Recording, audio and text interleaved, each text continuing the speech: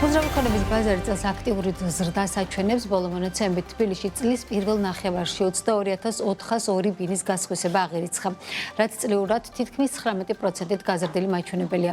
11%-ზე მეტად გაიზარდა საქართველოს სიდიდით მეორე ბათუმის ბაზრის ტრანზაქციების რაოდენობა. წელს ზღვისპირა ქალაქში 7,838 ბინა არის უკვე გასხვისებული. ბაზრის ზომა თბილისში თითქმის 2 მილიარდი, უფრო კონკრეტულად $1,900 მილიონი შეადგინა, ბათუმში კი 507 მილიონი დოლარი. რა ასტიმულირებს უძრავი ქონების ბაზარს და რამდენად მდგრადია განვითარების ტემპი?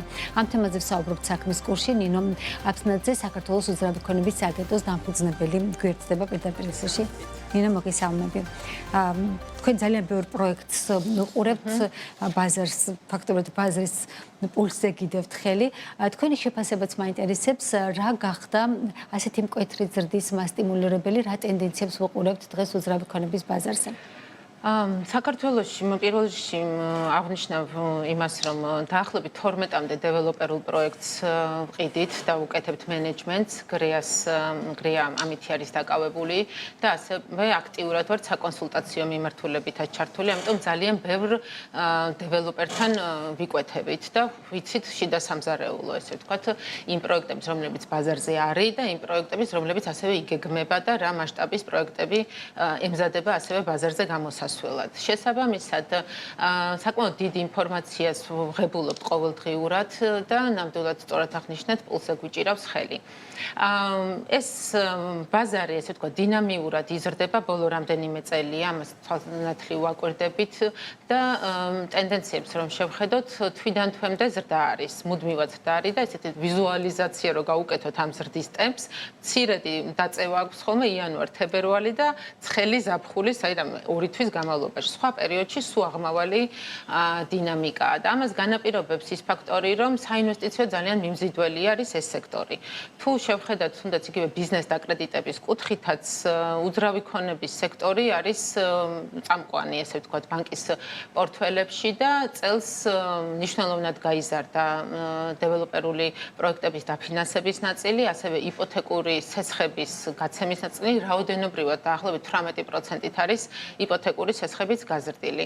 თუმცა ესე ვთქვათ, ერთი არის თქო საჯარო რეესტრის სტატისტიკა, რომელსაც ნამდვილად ესე ვთქვათ, მუდმივი პოზიტიური ტრენდია და მეორე ჩვენ რასაც ყოველდღიურ ესე ვთქვათ, ხედავთ ყოველდღიურად თან პორტფელში ჩვენ გვაქვს განსხვავებული პროექტები, როგორც უბნური, ასევე ეკონომ კლასის, პრემიუმიც, კომპლექსის ტიპისაც, კორპუსის ტიპისაც და ამიტომ, როდესაც ტენდენციურად შეიძლება ერთი პროექტი იყოს, ხო, რაღაც ამოვარდნილი სტატისტიკიდან, მაგრამ როდესაც ჯამურად შენი პორტფელის ჭრილში უყურებ მუდმივად კლიენტების მომართვიანობას, ანუ იქ ჩვენ სხვადასხვა პარამეტრები გვაქვს, რომლითაც ესე ვთქვათ, ვზომავთ ბაზრის ესე ვთქვათ ინტერესს პროექტების მიმართ და შემდგომში, როდესაც ახალი პროექტების დაგეგმვაშიც ვერთებით, საკმაოდ დიდ პასუხისმგებლობას ვიღებთ ჩვენი კლიენტების წინაშე, იმიტომ რომ უმრავლესობა ჩვენი კლიენტებისა დაფინანსებულია ბანკების მიერ და ხშირად ამ დაფინანსების მიღების პროცესში ძალიან აქტიურად ვართ ჩართულები და აუთლუქს მომავალ პერსპექტივებზე ამ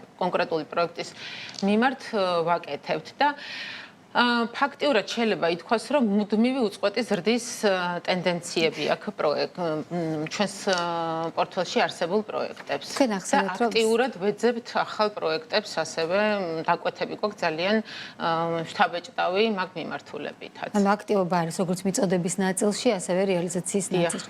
თქვენ ახსენეთ, რომ საინვესტიციო მიმზიდველი აქტივი არის. შეიძლება ვივარაუდოთ, რომ რადგანაც სხვა ტიპის საინვესტიციო აქტივები არ არის საქართველოში მაინც განვითარებული, ყველაზე უსაფრთხო აქტივად ადამიანები დღეს მაინც უძრავ ქონებას ხედავენ და ამ მიმართულებით აბანდებენ თანხას. მათთვის შეიძლება იყოს თქვა თავისუფალი სახსრების მიმართვა ხდება უძრავ ქონებაში? დიახ, მაგრამ ამას ხშირად მიმეორებს ზუსტად მაგ ამ სიტყვებს, ასაც თქვენ ამბობთ, რომ საქართველოში ალტერნატიული ფინანსური ინსტრუმენტები არ არის, მაგრამ ცნობიერებაში ჯერ ქართველი მომხმარებლის სხვა ალტერნატიული კონკრეტული საინვესტიციო საშუალებები ნაკლებად არის და ყოველთვის ურჩევნიათ გააკეთონ, ესე ვთქვათ, ხელშესახებ აქტივში, რომელიც ფიზიკურ პროდუქტად გარდაიქმნება გარკვეული პერიოდის შემდგომ. ძალიან დიდია ხშირ შემთხვევაში ხოლმე წილი, ესე ვთქვათ, უცხოეთიდან შესყიდვების და ამ ადამიანებისთვის განსაკუთრებით მნიშვნელოვანია, რომ კონკრეტულ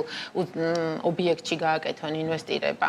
დიახ, საინვესტიციო მიზნით ყიდულობენ საქართველოს მოსახლეობის დიდი ნაწილი სწორედ მომავალი პერსპექტივებიდან გამომდინარე, თან როდესაც ეს ბაზარი მუდმივ დასაშვენებს და დეპოზიტებზე მაღალი უკუგება ნამდვილად აქვს უძრავ ქონებაში ინვესტირებას დღესაც.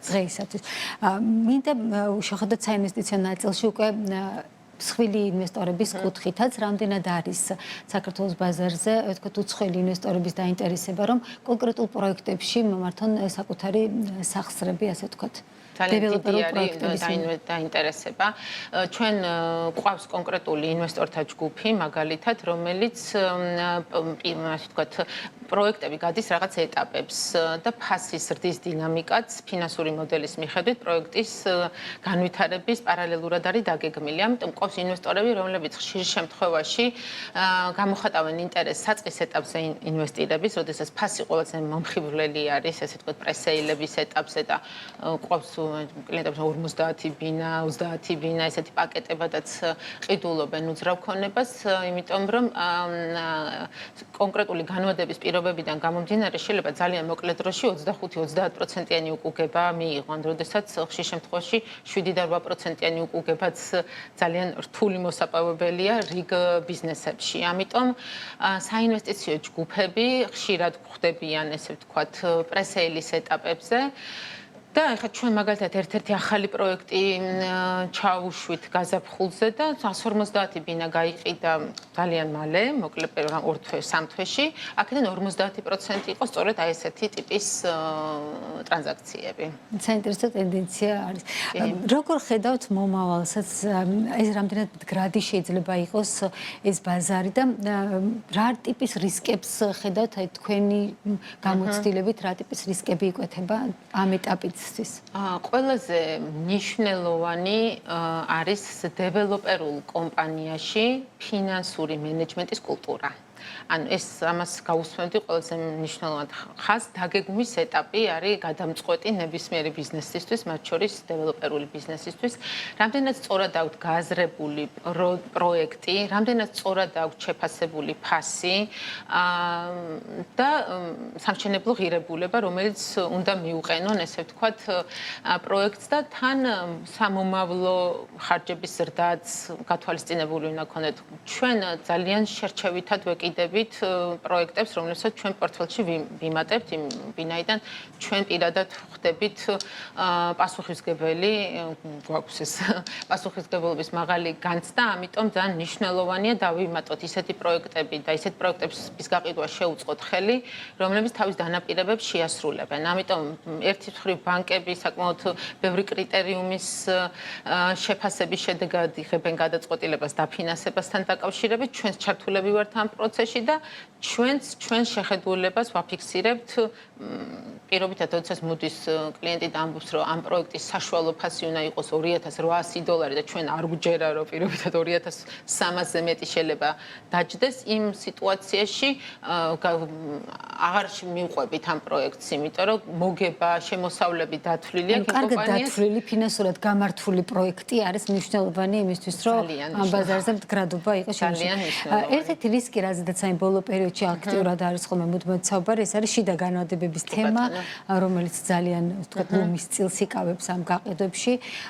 რამდენად პრობლემურად ხედავთ ამ ნაწილს, იმიტომ რომ მართლაც რეალურად, როდესაც უკვე საბანკო სესხებში უნდა გადავიდეს ეს ვთქვათ, ვალდებულებები, არის თუ არა რისკი იმისა, რომ გარკვეულმა ადამიანებმა, რომელმაც დაიწყეს ამ შიდა განმადებებით ბინის შეძენა, ვეღარ შეძლონ, რომ საბანკო სესხით გადაფარონ. ან ამ მიმართულებით რა ტიპის, ვთქვათ, განხილვები და ალტერნატივები შეიძლება არსებობდეს? 20 წელია დეველოპერულ პროექტებს გაყიდვებში ვარ ჩართული და ზოგადად კლიენტის დეფოლტის რისკი არის ძალიან დაბალი. ანუ 1%-ამდე დადის და ანუ მაინც ეს შეკითხვა დადის რამდენმა კლიენტმა შეიძლება დაადეფოლტოს. ძალიან მცირე არის ეს რაოდენობა თუ რაღაცა ფორს მაჟორულ გარემოებაზე არ ვლაპარაკობთ, რომელიც არა მხოლოდ უძრავ ქონებას, მაშინ მთლიან ეკონომიკას ეხება, ხო? ხშირ შემთხვევაში, როდესაც კლიენტს უდგება რისკი იმისა, რომ რაღაცის გადახდა ვერ შეძლოს, ეს უძრავი ქონება აუცილებლად ნაყიდი აქვს იმაზე იაფად წინა პერიოდში, ვიდრე დღეს მისი ღირებულებაა. ამიტომ ესეთი кейსები ხშირად ჩანაცვლება ხდება კლიენტის ავტომატურად, ანუ ძალიან დაბალია ამისი რისკი ესე გლობალურად თუ შევხედავთ, მაგრამ კონკრეტულად ანუ ისევ მივდივართ კომპანიის ფინანსურ credibility პასუხისმგებლობასთან როგორ გეგმავს თავის ფინანსებს, იმიტომ რომ ჩვენც გვაქვს ბევრი განსხვავებული გადახდის პირობა, თუმცა გადახდის პირობა არის ჩვენი მექანიკური მართვის საშუალება იმისი თუ როგორაა მოცულობის ფულის დაგენერება გვინდა. ანუ ერთი არის რომ გაყიდო მილიონის და დააგენერირო $200,000. ანუ როგორ ვადებთ ჩვენ ფასებს და როგორ სტრატეგიას ვქმნით გადახდის პირობებთან დაკავშირებით, ფაქტიურად დიდი სიზუსტით შეგვიძლია წინასწარ თქვა თუ რა ოდენობის თანხის მობილიზებას შევძლებთ გაყიდვების პარალელურად.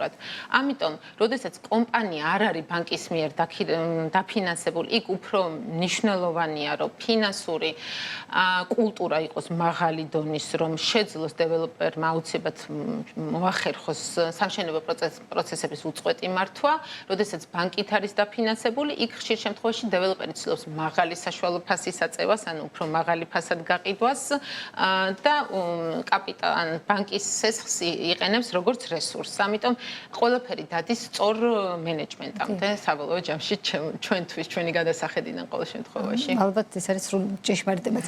და ბოლოს მინდა მომავალიცაც გავაკეთოთ პროგნოზები. როგორ ხედავთ ამ ბაზრის განვითარებას? რა პერსპექტივა აქვს საერთოდ უძრავი ქონების ბაზარს? როდესაც მიმზიდველია ყველას უნდა ამ ბაზარზე თქვათ შემოსვლა, აქტიურობა, მაგრამ რამდენად თქვათ აქვს ატანა ასეთ საქართველოს უძრავი ქონების ბაზარს და როგორ შეიძლება განვითარდეს იგივე ფასები, რა მომდინები გაქვთ? ფასების ზოგადი აუთლუკი, ესე ვთქვათ, 2026-ის არის ის, რომ 5-დან 7%-ამდე იქნება 2026 წლის საშუალო ფასის ზრდის მაჩვენებელი. თუმცა ისევ იგივე სტატისტიკას რო დაუბრუნდეთ, მე ვფიქრობ, რომ ის გამოცხადებული რეზზე დაფუძნებული საშუალო ფასი, რაც არის რეალობაში ფასები ბევრად მაღალია, იმიტომ რომ საჯარო რეესტრში წინა წლების გაყიდვების ფასებია ხშირად ასახული, რაც საშუალო ფასს მაინც ქვევით წევს და დღეს რეალობაში უფრო მაღალია ბაზრის საშუალო ვიდრე სტატისტიკურ ინფორმაციაში ფიგურირებს. ბაზარის ტენდენცია არის ის, რომ გამსხვილებისკენ მიდის ეს ბაზარი, ვინაიდან სამშენებლო ხარჯები გაზრდილია მინიმუმ 4%-ით არის აი ამ ბოლო ერთ წელიწადში მხოლოდ სამშენებლო ხარჯი გაზრდილი. შესაბამისად, მიწის ღირებულება მნიშვნელოვნად გაზრდილი. აღვნიშნე, რომ ჩვენი 3 დეველოპერის კლიენტისთვის ვეძებთ გარკვეული ზომის, აი 15,000-დან ზევით, სადაც არის გასაყიდი მოცულობა, ესეთი ტიპის პროექტებს და ძალიან რთული არის ესეთი პროექტების მოძიება და თუ არის ძალიან მაღალ ღირებულებად არის შეფასებული უკვე საინვესტიციო ღირებულება, რაც უკვე თვითღირებულებაში საკმაოდ მაღალი კოეფიციენტით შედის. ახლა ჩვენ ამდენ პროექტს რო ვუყურავთ, ყველას თვითღირებულებაც ვიცით, ახლა უბრალოდ შიდა ინფორმაცია რომ საკმაოდ მაღალია სამშენებლო ხარჯი. აქედან გამომდინარე, ბუნებრივად ფასის ზრდის ტენდენცია არის იქიდან გამომდინარე, რომ თვითღირებულების ნაწილი მნიშვნელოვნად იზრდება, რასაც ასევე მოთხოვნას უწყობს ხელს. ველოდებით ესე იგი ფასების გაზრდას და ბაზრის განსხვავებას. ძალიან დიდი მადლობა. მადლობა. საქართველოს უძრავი ქონების სააგენტოს დამფუძნებელი იყო ჩვენი სტუმარი. საქმის კურსი ამით დასრულებულია.